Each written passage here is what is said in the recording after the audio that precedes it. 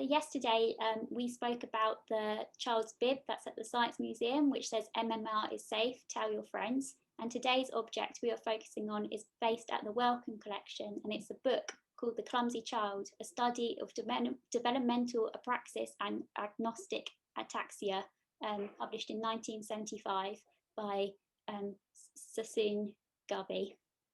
So I think the main issue I have with this particular object is that the title of this study kind of reduces dyspraxia to one characteristic. Mm-hmm. And, you know, dyspraxia has other elements to it as well, such as mental processing. It's not just about physical coordination and clumsiness.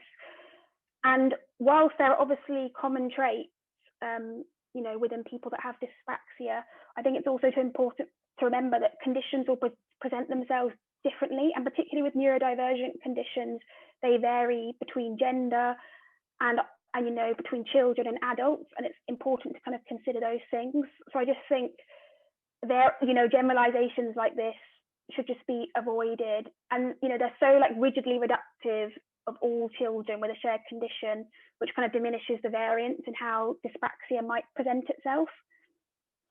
Yeah, definitely. And also like some people today still think that dyspraxia is something that you can grow out of just because of Sassoon Gubby's label that she gave dyspraxia in the 70s, which was Clumsy Child syndrome. But you don't grow out of dyspraxia. It's who you are. Yeah, well, I was reading an article the other day, and just a small figure from it. In 2017, it says that this article from The Guardian, in 2017, 65% of teachers said that awareness of dyspraxia in their schools was poor or very poor. So basically, like you say, a lot of people will just have these kind of stereotypical associations which aren't necessarily grounded in anything. Yeah, so language and terminology is really important. Like it does stick. I don't actually know when we started using the term dyspraxia, but I think it was in the 1980s. There's been about 5 different terminology for dyspraxia since the early 1900s. Is it better to have some study than no study? Well, I think what happened is that lots of doctors were researching dyspraxia and gave it a name, but they didn't know that other people have also researched it. There wasn't the internet. It also happened with autism, with Leo Kanner and Asperger's.